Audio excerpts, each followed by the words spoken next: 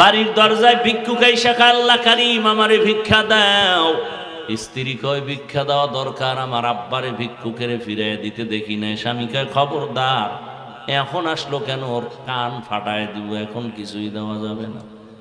আমি পারুম না। স্বামী গিয়ে দিছে গালি, বেয়াদব, যখন তখন দরজা আসছো, লজ্জা নাই, শরম নাই, বেহায়া বেলাজা।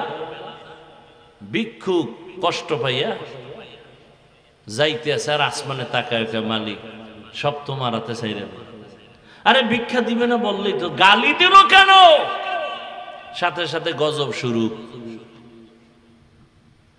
স্বামী আর স্ত্রীর মাঝে এক ঝগড়া, ঝগড়ার এক পর্যায়ে গিয়া স্বামী বলে, তোরে 3 তালাক। স্ত্রী আল্লাহর পেয়ারা বান্দি, ভালো বাবার মেয়ে সন্তান, তালাক পাইয়া চলে গেল বাবার বাড়ি। বাবার বাড়ি যাওয়ার 1 বছর পর আল্লাহর কাছে কান্না করেছেন, হে মালিক, তোমার এক পেয়ারা বান্দা আমাকে স্বামী বানায় দাও। 1 বছর পরে অন্যত্র বিবাহ হয়েছে, ওই সংসার চলতেছে, স্বামীও নামাজি, স্ত্রীও নামাজি। এক মনের মানুষ হইলে কতই না মজা। হঠাৎ আল্লাহর পরীক্ষা, তার বাড়িতেও দুপুর বেলা ভিক্ষুক হাজির। স্বামী বেচারা যাইয়া কয়, তাড়াতাড়ি কিছু আছে কিনা দেও, ভিক্ষুকের ফিরাইয়া দেওয়া ভালো না। যখন খানা দিছে, স্ত্রী তাকাইয়া পর্দার আড়াল থেকে নজর করিয়া ভেতরে গিয়া কান্না শুরু করেছে। স্বামী ডাক দিয়া কয়, বিবি কেন কাঁদো? বলে, আল্লাহর কুদরত দেখে কাঁদি। বলে, কি কুদরত? বলে, যে ভিক্ষুক আমার ঘরে খানা দিছো, হালকা চেহারাটা চোখে পড়েছে, মনে হলো এই লোকটা কোনো একদিন আমার আগের স্বামীর বাড়ি ভিক্ষুকের জন্য ভিক্ষা চাইতে গেছিল। আমার আগের স্বামীর চেহারার মতো দেখা যায়। আজকে তুমি তারে খানা দিছো ভিক্ষুকের চেয়ারে বসায়া। ওর বাড়ি থাকতে এক ভিক্ষুক গেছিল, খানা দেয় না এই লোকটা। কেমন যেন আমার একটা সন্দেহ লাগে। স্বামী কয়, শুনো, সত্যি তুমি ধরতে পেরেছো তোমার আগের স্বামীর চেহারা? তোমার বাড়ি ভিক্ষুক গেছিল নি? বলে, হ্যাঁ। আচরণটা কেমন হয়েছিল? বলে, আমার স্বামী আমারও তালাক দিছে, তোমার ওই ভিক্ষুকেরও গালি দিছে। এবার ডাক দিয়ে কয়, ওই দিনে তোমার স্বামী যারে ধমক দিছে, ওই দিনের ভিক্ষুক ছিলাম, আজকের স্বামী আমি, তোমার এই স্বামী সেই দিনের ভিক্ষুক। আমি ওই দিনের ভিক্ষুক, আজ তোমার স্বামী। আল্লাহ পাকের নিয়ামতের শুকর আদায় না করলে আল্লাহ কোরআনে ওয়াদা করেছেন, ওয়ালা ইন কাফারতুম ইন্না আযাবি লাশাদীদ। নিয়ামত ছিনাইয়া নিছেন। চাইছিলাম ভিক্ষা কিছু চাল ডাল, এখন ওই বেঈমানি করার কারণে আল্লাহ পাক এমন হাদিয়া দিছে, চাল ওয়ালা সহ দিয়ে দিছে আল্লাহ আমারে। শুধু চাল ডাল দেন না, ওই ঘরের মালিক তোমার মতো নেককারিনী ব্যক্তিটাকেও আল্লাহ আমাকে ব্যবস্থা করে দিয়েছে। আল্লাহর নিয়ামতের শুকর আদায় করো এবং হালাল পন্থায় উপার্জন করো, ব্যয় করো, বরকত আর বরকত। মুত্তাকিনদের 3 নাম্বার গুণ, আল্লাহর দেয়া সম্পদ আল্লাহর পথে ব্যয় করবে, যাকাত দিবে ঠিক মতো, নফল দান সদকা করবে। যত বেশি করবে তত সম্পদ বাড়বে। একজন সাহাবী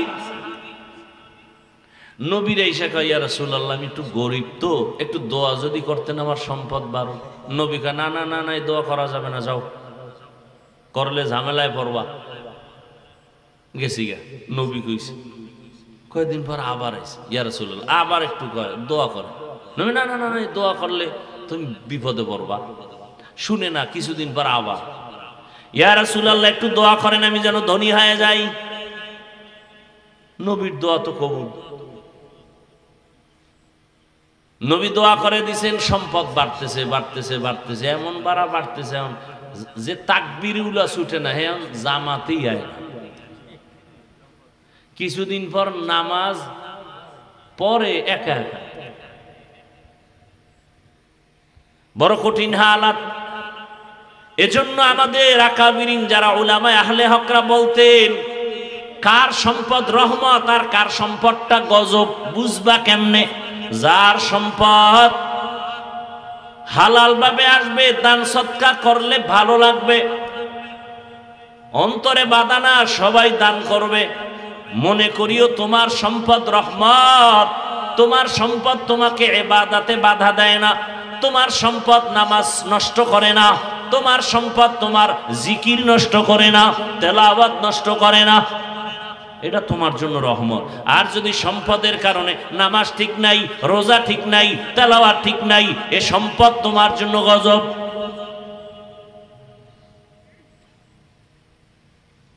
এই জন্যই তো আল্লাহ বলছেন ওয়াইলুল লিকুল্লি হুমাযাতিল লুমাযাহ আল্লাযী জামাআ মালান ওয়া আদ্দাদা।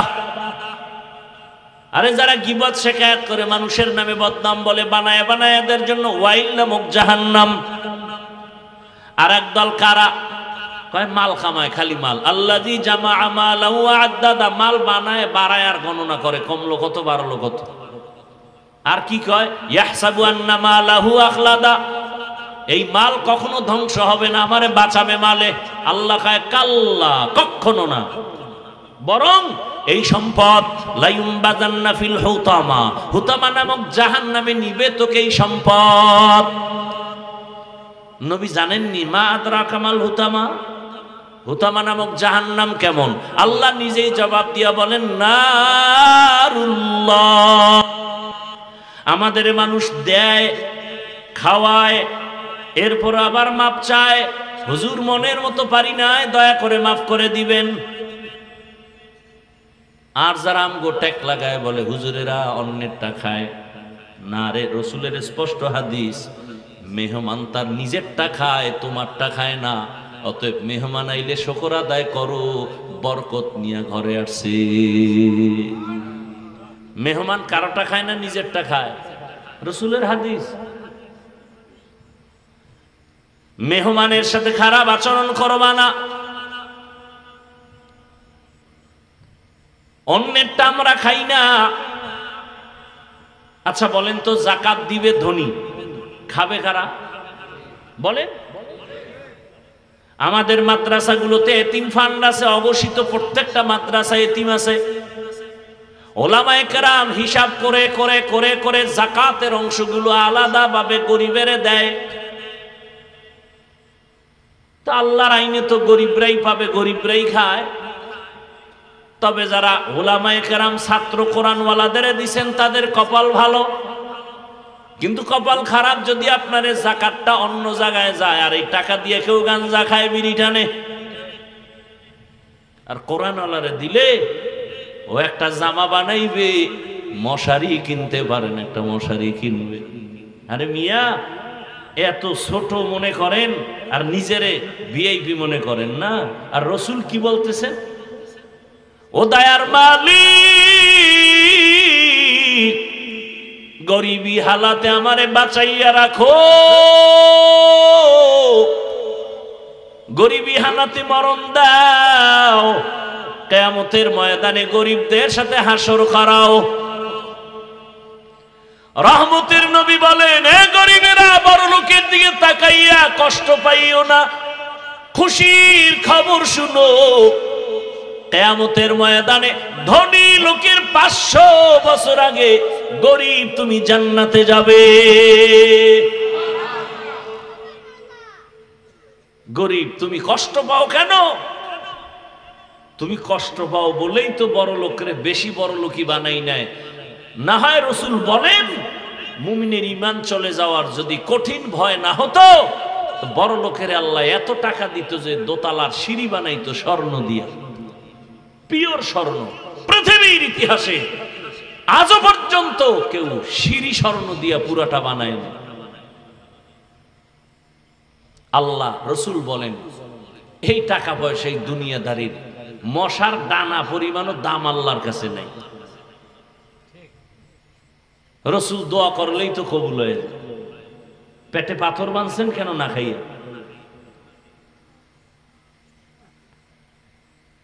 এরে আল্লাহর বান্দা,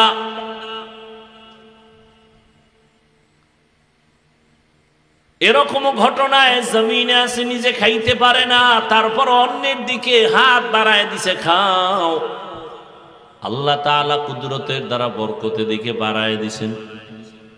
আর আমাদের হালাত, কেউ খাবে কেউ খাবে না, তা হবে না তা হবে না গান গায়ে, কিন্তু নিজে খাইয়া লইয়া ঘুমায়, অন্যের খবরও নেয় না। এমনকি মালিক পর্যন্ত নিজের ঘরের কর্মচারী খাইলো না না খাইলো খবর নাই।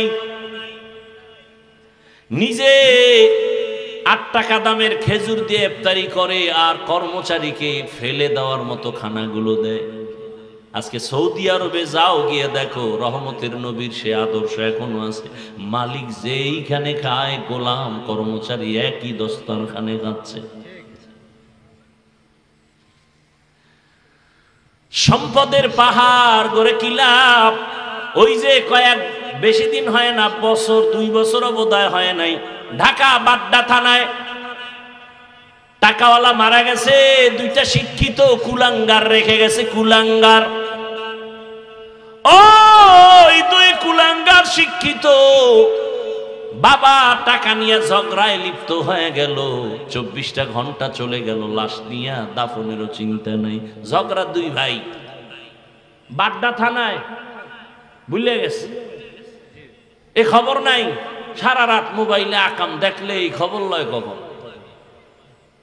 ঘরে ঘরে জেনা চলে সারা রাত, চোখের জেনা, হাতের জেনা, কানের জেনা, জবানের জেনা, অন্তরের জেনা, ফ্যাক্টরি, সিনেমা হল, মোবাইল। অঘোষিত এক মরণস্ত্রের নাম মোবাইল। মরণস্ত্র। কেমন মরণস্ত্র? কাঠ খায়, ধ্বংস করে দেয়। কাঠ, একটা পোকা আছে, ওই পোকাটা কাঠ খায় ভিতর থেকে, উপরে সদরঘাট, ভিতরে কিচ্ছু নেই। ঠিক মোবাইল মানুষের জীবনকে চুষে চুষে খাচ্ছে, টের পাওয়া যাচ্ছে না। কিডনি দুর্বল, খবর নাই। হার্ট দুর্বল, খবর নাই। বলবেন হাফিজ ভাই কই পাইলেন? কোন হুজুর্গ কথার কোনো টেনশন নাই। গুগলে ঢুকো, সার্চ দাও, টাচ মোবাইল চালাইলে অঙ্গ প্রত্যঙ্গের কি কি ক্ষতি হয়, ওখানে চিকিৎসা বিজ্ঞানীরা ডিটেলস, থিওরি সহ সব কিছু দিয়ে রাখছে। দেখো, মানুষের জীবনের সুস্থতা, শুরুতেই বলছিলাম, বড় এক নেয়ামত। এই সুস্থতাকে ধ্বংস করেছে মোবাইল। মানুষের জীবনের সুস্থ থাকার এক অমূল্য নেয়ামতের নাম রাতের ঘুম।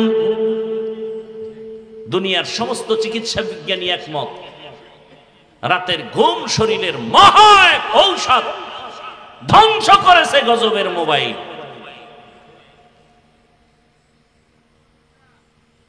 আল্লাহ হেদায়েত দান করবে। এখন রাতের দিন বানাইছে, দিনের রাত বানায় ঘুমায়। রাতের 1 ঘন্টার ঘুম দিনের 10 ঘন্টার ঘুমেও বরকত হবে না। আল্লাহ বানায় দিছেন, মোবাইলওয়ালা ক্যাটালগ দিয়ে দিছে, মোবাইল কিভাবে চালাইলে সুন্দর থাকবে। বানানোওয়ালা খালেক কোরআন আর সুন্নাহ দিয়ে দিছেন ক্যাটালগ, মানুষ কিভাবে চললে শান্তি পাবা।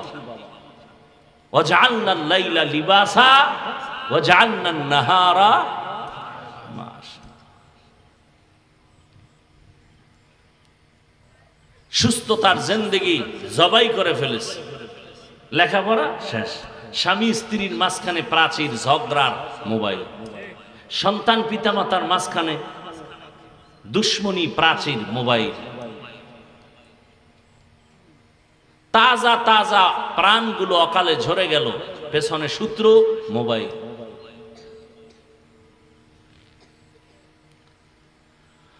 আল্লাহ মোবাইলের গুনাহ থেকে আমাদেরকে হেফাজত করেন।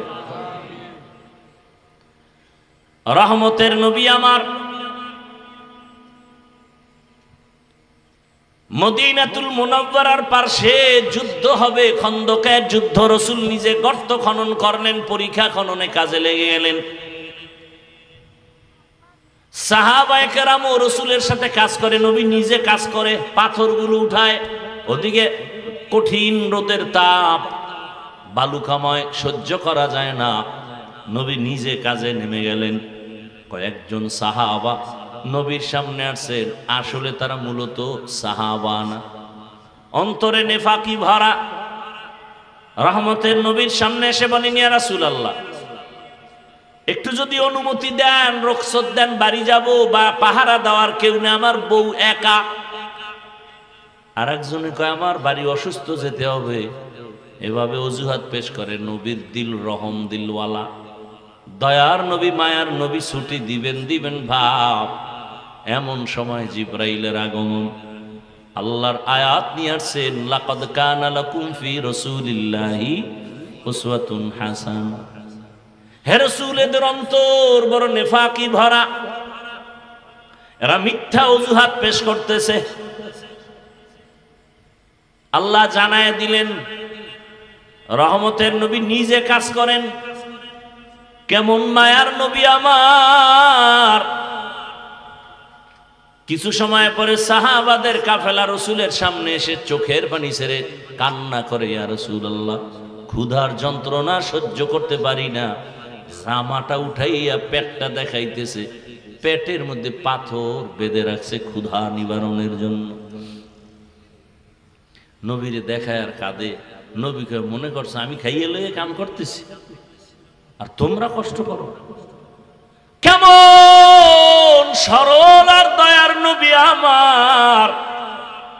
রহমতের নবীও জামাটা উঠাইয়া পেট দেখাচ্ছেন। তাকায় দেখে সাহাবায়ে কেরাম কান্নায় বিভোর। নবী বলে, তোমরা না খাইয়া ক্ষুধার কারণে পাথর বেঁধেছো একটা, আমি মুহাম্মদ বেঁধেছি দুইটা। সাহাবায়ে কেরামের মাঝে কান্নার আওয়াজ। রহমতের নবীও কান্না করেন। ক্ষুধার তৃষ্ণায় পেটে পাথর বাঁধা।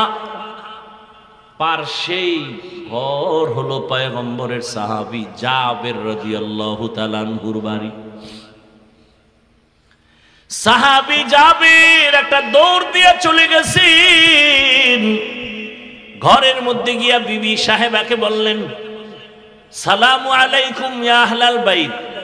ও ঘরওয়ালারা। গিয়া তাড়াতাড়ি বলছে, বিবি, রহমতের নবী কান্না করেন, সাহাবায়ে কেরাম কাঁদতেছেন ক্ষুধা সহ্য করতে না পেরে। আমাদের ঘরে কোনো খানা আছে কিনা বলো। বিবি বলে, একটা বকরির ছোট বাচ্চা আর কিছু আটা, 2-3 জন চাইলে খেতে পারবে। জাবের রাদিয়াল্লাহু আবার দৌড় গিয়া রহমতের নবীর কানের সাথে মুখ লাগায় হালকা আওয়াজে বললেন, ইয়া রাসূলুল্লাহ, চুপে চুপে আপনার সাথে কথা। যদি আপনি মনে কিছু না নেন, জাবেরের ঘরে যাবেন, দাওয়াত দিতে চাই। 2-3 জনের খানা আছে, যদি একটু কবুল করেন 2-3 জন আপনারা ঘরে আসবেন। জাবেরের কথা কইয়া যখন সারছে, নবী একটা আওয়াজ দিয়ে, এই সাহাবায়ে কেরামের কাফেলা, জাবেরের বাড়ি আমগো সবার দাওয়াত। 1000-এর উপরে সাহাবা। জাবের রাদিয়াল্লাহু আনহু বললেন, মাত্র 2-3 জনের খানা। জাবেরের মাথা গরম হয়ে গেছে, আবার দৌড় গিয়া কয়, বিবি সর্বনাশ। নবী তো আওয়াজ দিয়া সবাইরে দাওয়াত দিছে। কেমন বিবি, ডানা কাটা ভরি না? আমগো তো এখন সব ডানা কাটা ভরি। কিরে যুবকেরা, ডানা কাটা পরি বিয়া করবে? ডানা কাটা পরি মানে এমন পরি, তোর ঘরে আইসেই ডানা কাটবে, তোর বাবারটা, তোর মায়েরটা, এরপরে তোরটা। ডানা ডোনা কাইটা তোরে ফকিন্নি বানাইয়া রাস্তায় ফেলাইয়া ও সম্পদ। আইসেই বলবে তোর মায়ের ব্যবহার তো সুবিধা লাগে না, তুমি যে ওর গোলাম, তা কি করবো? কয় বাড়ি থাকা যাবে না, ঢাকার শহরে ফ্ল্যাট ভাড়া ল। ঠিক আছে, গাজীপুর শহরে গিয়ে ফ্ল্যাট ভাড়া। বাবার ডানাও ভালো না, মায়েরটাও ভালো না।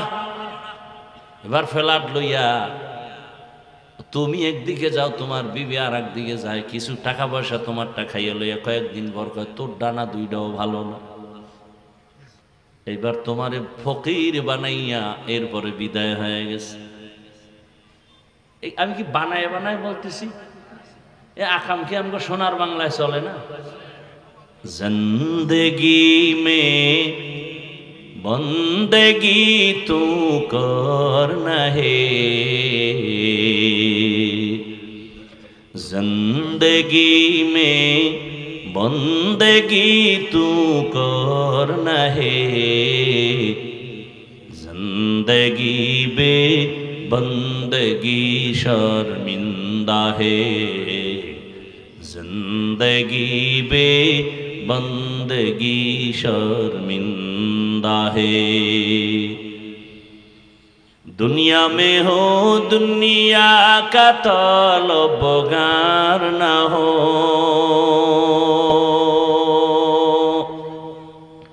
बाजार से गुजर हो खरीदार न हो, ये दुनिया एक मिसले कागज फूल है, ये दुनिया एक मिसले कागज फूल है, जिंदगी में बंदगी तू करना है, जिंदगी बे बंदगी शर्मिंदा है, जिंदगी बे बंदगी शर्मिंदा है, जिंदगी में बंदगी कुन बंदगी, बंदगी बे जिंदगी शर्मिंदगी। জাবের গিয়া বলেন, ও বিবি, রহমতের নবী সবাইকে দাওয়াত দিছে, উপায় কি? বিবি ও এমন আবেদা সালেহা, এমন আল্লাহর পেয়ারা বান্দি, স্বামীর পেরেশানিটা এক শব্দ দিয়া স্বামীকে পেরেশান মুক্ত করেছে। দিয়া কয়, স্বামী আমার, সবাইরে দাওয়াত তুমি দিছো কেন? রহমতের নবী। রহমতের নবী যেহেতু মোবারক জবান দিয়া বলেছেন, বরকত ছাড়া কিছুই হবে না, টেনশন করিও না। এরম বিবি ভাবা, সান খবা, ডানা খাটা হরিয়ানো। জাবের আবার এবার মনের পেরেশানি কমছে, আইসে রসুলের কাছে। নবী কয়ে, জাবের টেনশন করো, যাও তোমার বিবিকে বলো বকরির বাচ্চা পাকাইয়া পাত্রে রাখবে, ঢাকনা দিয়া, রুটি বানায় ঢাকনা দিয়া রাখো, আমি রসুল এসে আমি ঢাকনা উঠাবো। নবীর সংবাদ আবার চলে গেলেন বাসায়, সংবাদ পৌঁছে দিয়েছেন, রান্না করে ঢাকনা দিয়া রাখছেন। রহমতের নবী সাহাবাদেরকে নিয়ে হাজির হয়ে গেলেন। রহমতের নবী বলেন, ওই তরকারি আর রুটির পাত্র নিয়ে আসো ঢাকনা সহ। রসুলের সামনে হাজির। নবী রুটি উঠায়, গোশত দেয়, লাইনে লাইনে সাহাবায়ে কেরাম নিতেছেন, পেট ভরে মজা করে খাইতেছেন। সব সাহাবায়ে কেরাম পেট ভরে গোশত আর রুটি খাইলেন। এরপরে রসুল বলে, জাবের, তোমার সন্তান বিবিদের নিয়ে যাও, যা আছে ভিতরে গিয়া খাওয়াইয়া দাও। জাবের বলে, আল্লাহর কসম, যেমন ভাবে নিছিলাম ওই পরিমাণ রুটি গোশত এখনো আছে। ইমামুল আউয়ালিন আল আখিরিন বহরে সদকা রাহমাতাল লিল আলামিন। দিল থাকতে হয়, মাথা গরম, মেহমান দেখলেই মাথা গরম। ঘরে আসে আর পরও খাওয়াইতে চায় না। রসুলের আদর্শের সাহাবা এরা নাই, তারপর মেহমান পাইলে অনেক খুশি, কারণ মেহমান আসা মানি বরকত, রিজিকের দরজা খুলে যায়। নিজে না খাইয়া অন্যের জন্য পাগল পারা হয়ে আছেন তারা, এরপরেও তারা আল্লাহর মহব্বত থেকে এক চুল পরিমাণ পিছনে ফিরে যান না। ও আল্লাহর বান্দারা, ও পর্দার আড়ালের মা বোনেরা, ও যুবক, আল্লাহ কোরআনে বলেন খবরদার, ওয়া আম্মাস সাইলা ফালা তানহার, তোমার কাছে যদি কেউ চায় সায়েলকে ধমক দিও না, সাবধান। সায়েলের কয়, এই সায়েল চাইস না, ভিক্ষা করিস না, ভালো না। আবার টাকাওয়ালারে কয়, ভিক্ষু খাইয়া যদি হাত বিছাই ফিরাইয়া দিস না, ফিরাইয়া দেওয়া ভালো না। ধমক দিও না, দিও, গরিব খাইয়া খুশি হবে, আর সে আজিমর আহ শব্দ চলে যাবে। ভাইরা আমার, হায়াতুল হায়ওয়ানের ভেতরে একটা ঘটনা আছে, বলার আমার সময় নাই। অহংকারী টাকা পয়সা দান করে না, বাড়ির দরজায় ভিক্ষুক আইসা কয়, আল্লাহ কারীম আমারে ভিক্ষা দাও। স্ত্রী কয়, ভিক্ষা দেওয়া দরকার, আমার আব্বারে ভিক্ষুকেরে ফিরাইয়া দিতে দেখি নাই। স্বামী কয়, খবরদার, এখন আসলো কেন, ওর কান ফাটায় দিব, এখন কিছুই দেওয়া যাবে না। আমি পারুম না। স্বামী গিয়ে দিছে গালি, বেয়াদব, যখন তখন দরজা আসছো, লজ্জা নাই, শরম নাই, বেহায়া বেলাজা। ভিক্ষুক কষ্ট পাইয়া যাইতে আছে, আর আসমানে তাকায়, মালিক সব তোমার হাতে চাইরে। আরে ভিক্ষা দিবে না বললেই তো, গালি দিল কেন? সাথে সাথে গজব শুরু। স্বামী আর স্ত্রীর মাঝে এক ঝগড়া, ঝগড়ার এক পর্যায়ে গিয়া স্বামী বলে, তোরে 3 তালাক। স্ত্রী আল্লাহর পেয়ারা বান্দি, ভালো বাবার মেয়ে সন্তান, তালাক পাইয়া চলে গেল বাবার বাড়ি। বাবার বাড়ি যাওয়ার 1 বছর পর আল্লাহর কাছে কান্না করেছেন, হে মালিক, তোমার এক পেয়ারা বান্দা আমাকে স্বামী বানায় দাও। 1 বছর পরে অন্যত্র বিবাহ হয়েছে, ওই সংসার চলতেছে, স্বামীও নামাজি, স্ত্রীও নামাজি। এক মনের মানুষ হইলে কতই না মজা। হঠাৎ আল্লাহর পরীক্ষা, তার বাড়িতেও দুপুর বেলা ভিক্ষুক হাজির। স্বামী বেচারা যাইয়া কয়, তাড়াতাড়ি কিছু আছে কিনা দেও, ভিক্ষুকের ফিরাইয়া দেওয়া ভালো না। যখন খানা দিছে, স্ত্রী তাকাইয়া পর্দার আড়াল থেকে নজর করিয়া ভেতরে গিয়া কান্না শুরু করেছে। স্বামী ডাক দিয়া কয়, বিবি কেন কাঁদো? বলে, আল্লাহর কুদরত দেখে কাঁদি। বলে, কি কুদরত? বলে, যে এই ভিক্ষুক আমার ঘরে খানা দিছো, হালকা চেহারাটা চোখে পড়েছে, মনে হলো এই লোকটা কোনো একদিন আমার আগের স্বামীর বাড়ি ভিক্ষুকের জন্য ভিক্ষা চাইতে গেছিল। আমার আগের স্বামীর চেহারার মতো দেখা যায়। আজকে তুমি তারে খানা দিছো ভিক্ষুকের চেয়ারে বসায়া। ওর বাড়ি থাকতে এক ভিক্ষুক গেছিল, খানা দেয় না এই লোকটা। কেমন যেন আমার একটা সন্দেহ লাগে। স্বামী কয়, শুনো, সত্যি তুমি ধরতে পেরেছো তোমার আগের স্বামীর চেহারা? তোমার বাড়ি ভিক্ষুক গেছিল নি? বলে, হ্যাঁ। আচরণটা কেমন হয়েছিল? বলে, আমার স্বামী আমারও তালাক দিছে, তোমার ওই ভিক্ষুকেরও গালি দিছে। এবার ডাক দিয়ে কয়, ওই দিনে তোমার স্বামী যারে ধমক দিছে, ওই দিনের ভিক্ষুক ছিলাম, আজকের স্বামী আমি, তোমার এই স্বামী সেই দিনের ভিক্ষুক। আমি ওই দিনের ভিক্ষুক, আজ তোমার স্বামী। আল্লাহ পাকের নেয়ামতের শুকর আদায় না করলে আল্লাহ কোরআনে ওয়াদা করেছেন, ওয়ালা ইন কাফারতুম ইন্না আযাবি লাশাদীদ। নেয়ামত ছিনাইয়া নিছেন। চাইছিলাম ভিক্ষা কিছু চাল ডাল, এখন ওই বেঈমানি করার কারণে আল্লাহ পাক এমন হাদিয়া দিছে, চাল ওয়ালা সহ দিয়ে দিছে আল্লাহ আমারে। শুধু চাল ডাল দেন না, ওই ঘরের মালিক তোমার মতো নেককারিনী ব্যক্তিটাকেও আল্লাহ আমাকে ব্যবস্থা করে দিয়েছে। আল্লাহর নেয়ামতের শুকর আদায় করো এবং হালাল পন্থায় উপার্জন করো, ব্যয় করো, বরকত আর বরকত। মুত্তাকিনদের 3 নাম্বার গুণ, আল্লাহর দেয়া সম্পদ আল্লাহর পথে ব্যয় করবে, যাকাত দিবে ঠিক মতো, নফল দান সদকা করবে। যত বেশি করবে তত সম্পদ বাড়বে। একজন সাহাবী নবীর এসে কয়, ইয়া রাসূলুল্লাহ আমি একটু গরিব তো, একটু দোয়া যদি করতেন আমার সম্পদ বাড়ো। নবী কয়, না না না না, দোয়া করা যাবে না, যাও, করলে ঝামেলায় পড়বা। গেছি গা। নবী কইছে, কয়েকদিন পর আবার আইছে, ইয়া রাসূলুল্লাহ আবার একটু দোয়া করে। নবী, না না না না, দোয়া করলে তুমি বিপদে পড়বা।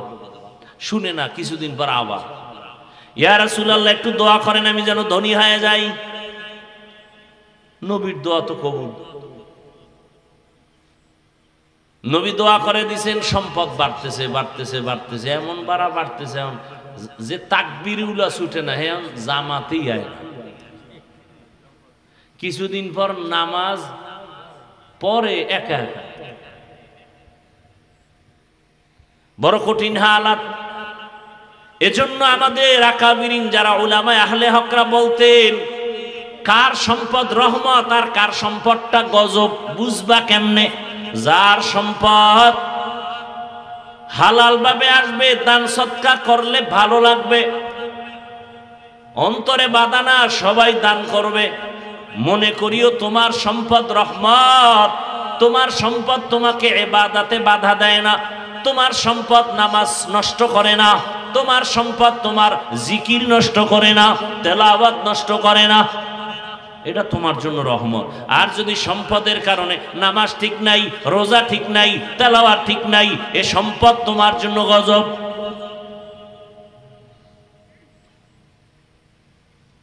এজন্যই তো আল্লাহ বলছেন, ওয়াইলুল লিকুল্লি হুমাযাতিল লুমাযাহ আল্লাযী জামাআ মালান ওয়া আদ্দাদাহ। আরে যারা গীবত শিকায়াত করে, মানুষের নামে বদনাম বলে, বানায় বানায়, এদের জন্য ওয়াইল নামক জাহান্নাম।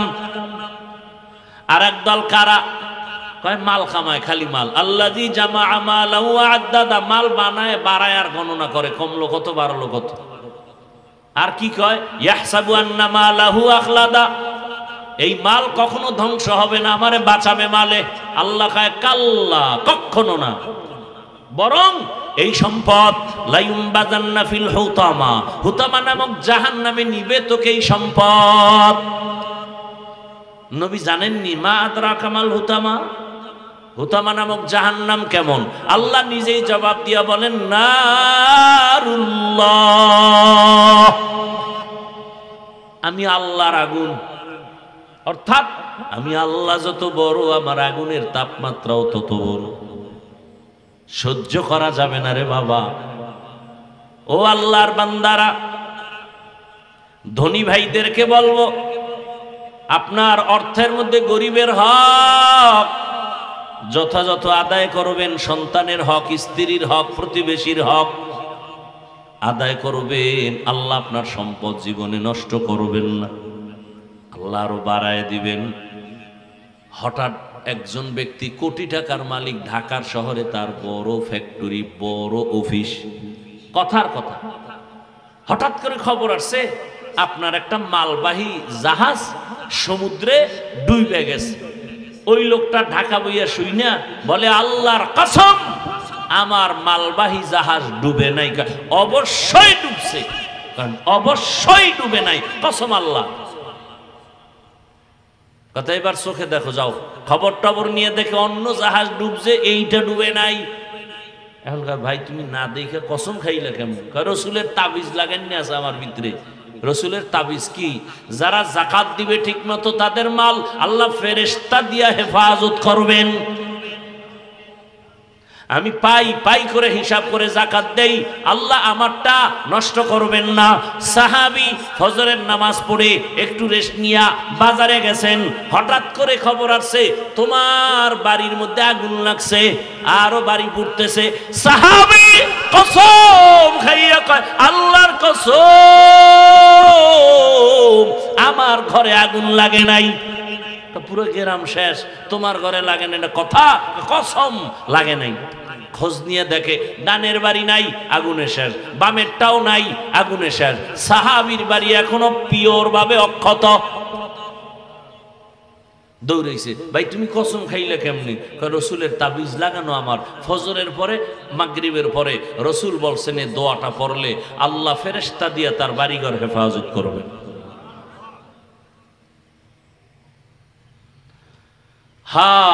বড় কঠিন। মানা সহজ, বুঝারও চেষ্টা করি না, মানারও নিয়ত করি না। ও আমার যুবক বাবারা, বৃদ্ধ বাবাজিরা, পর্দার আড়ালের মা বোনেরা, অনেক কথা বলে ফেলেছি, নেওয়ার মতো অনেক শিক্ষণীয় কথা আছে।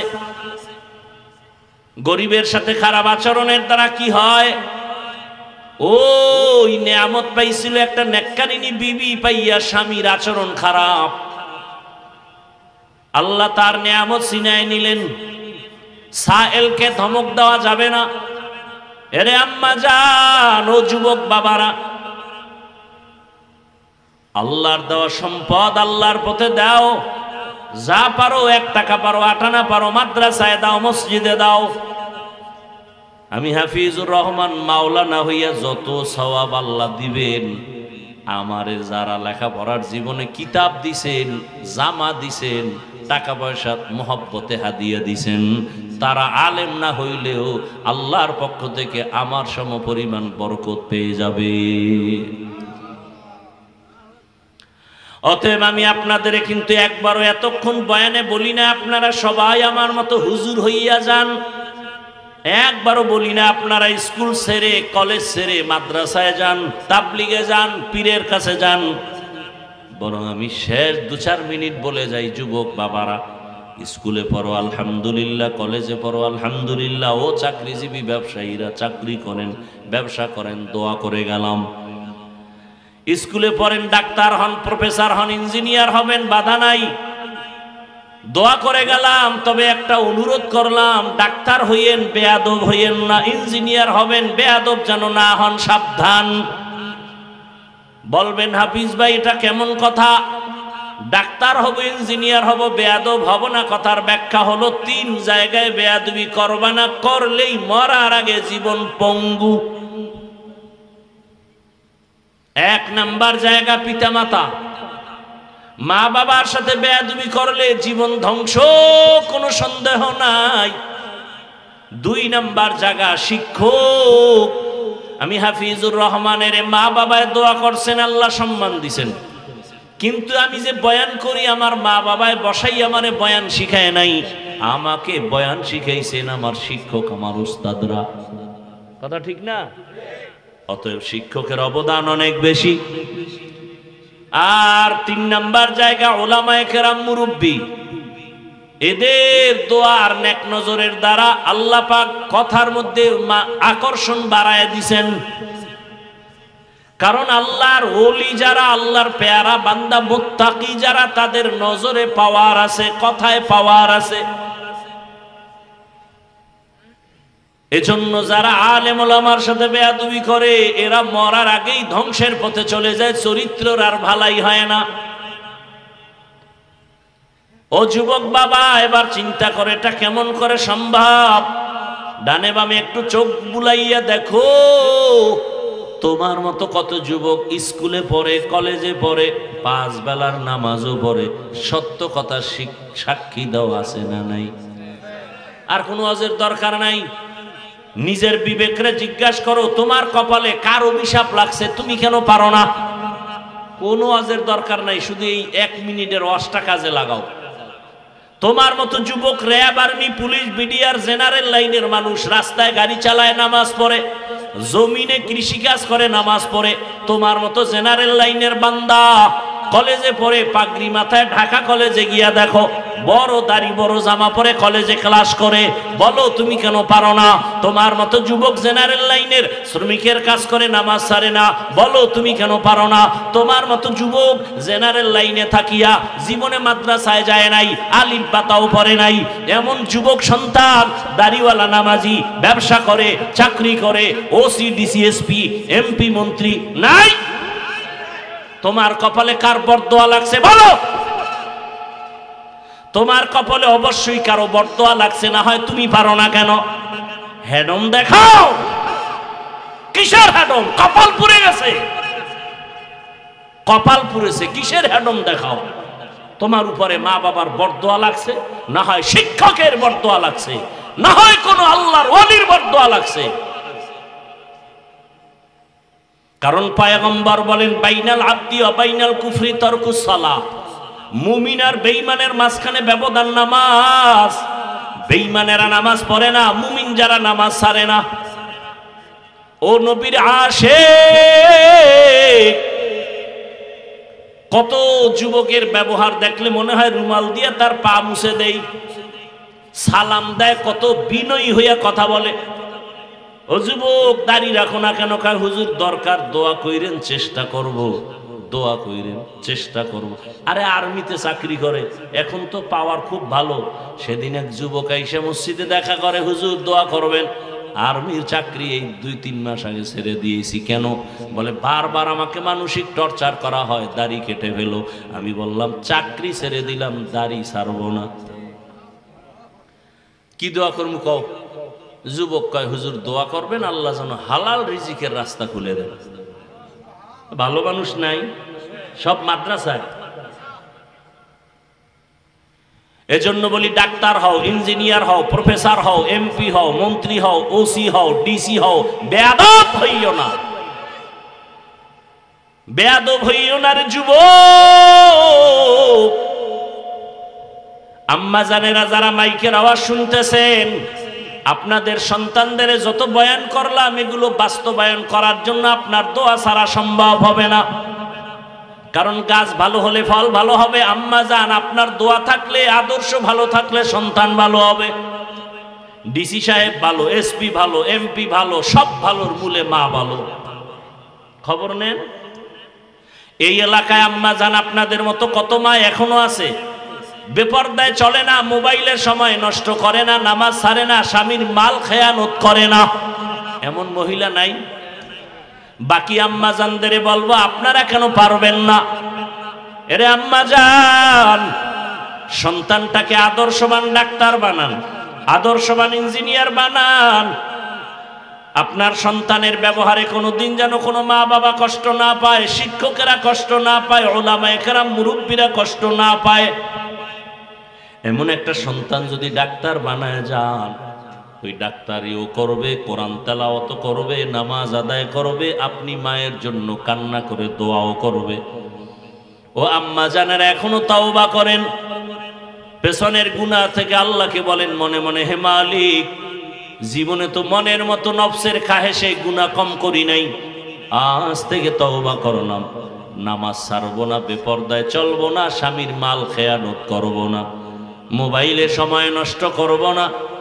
ভালো মা, ভালো সন্তানের মা হবেন, ওই সন্তানের কারণে আপনি দোয়া পাবেন দুনিয়াতেও আখিরাতের লাইনেও।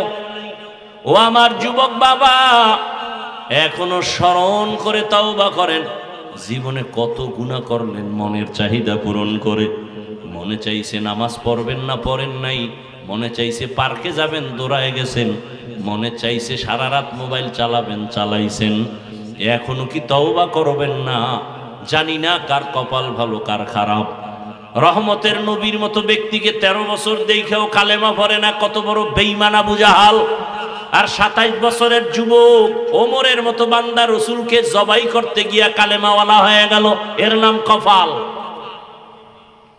জানি না এখানে ওমরের মতো মেজাজওয়ালা কপালওয়ালা কে আছে জানি না। অনুরোধ করি তওবা করেন মনে মনে, আর আল্লাহকে বলেন, হে আল্লাহ, জীবনে বহু নামাজ ছাড়লাম, বেপরদায় চললাম, ইচ্ছা মতো গুনাহ করেছি, আজকে থেকে তওবা করে নিলাম, আর নামাজ ছাড়বো না, দাড়ি কাটবো না, বেপরদায় চলবো না। মা বাবার সাথে বেয়াদবি করব না, শিক্ষকের বরদোয়া নিব না, উলামায়ে কেরামের দোয়া নিয়া নবীজির তরিকা আদর্শ মেনে চলব। যদি খাঁটি অন্তরে তওবা করতে পারেন আল্লাহ দরজা খুলে দিবেন, আল্লাহ পাক আপনার সম্মান বাড়াবেন। আপনি শুধু এলাকার ডাক্তার থাকবেন না, যদি আদওয়ালা হতে পারেন আপনি এমন ডাক্তার হবেন গোটা দেশের মানুষ মাথায় নিয়ে সম্মান করবে, মরিয়া গেল সবাই দোয়া করবে। আর যদি বেয়াদবি করে ডাক্তার হন তাহলে তাসলিমার মতো জুতা খাইয়া দেশ ছাড়তে হবে। এমবিবিএস ডাক্তার তাসলিমা নাসরিন কিন্তু জুতার বাড়ি এমন খাওয়া খাইল জোর লাশও বাংলার জমিনে কেউ আনতে দিবে না। এমবিবিএস ডাক্তার কপাল কত খারাপ। এই জন্য সাবধান, আদওয়ালা জিন্দেগির বড় দাম। এজন্য রহমতের নবী বলেন, মান তাওয়াজা লিল্লাহ রাফাআহুল্লাহ। যে নিজের ছোট মনে করে, বিনয়ী হয়ে চলে আল্লাহর জন্য, আল্লাহ তার মর্যাদা বাড়ায় দেন। হুজুর বলে নাই, যে কেউ নম্র ভদ্র মানুষ সবাই মোহাব্বত করে। অতএব এখনো সময় আছে, তওবা করেন। মনে মনে আল্লাহর কাছে খাঁটি অন্তরে তওবা যদি করেন আল্লাহ সব গুনাহগুলো মাফ করে দিবেন। আল্লাহ আমাদের সবাই মেহেরবানি করে তওবাওয়ালা জিন্দেগি দান করেন। তওবার উপরে মৃত্যু পর্যন্ত যেন মজবুত হয়ে চলতে পারি। হে মালিক, সে তৌফিক আমাদের দান করেন, আমিন। আলহামদুলিল্লাহি রাব্বিল আলামিন, ওয়াসসালাতু ওয়াসসালামু আলা সাইয়্যিদিল আম্বিয়া ওয়াল মুরসালিন।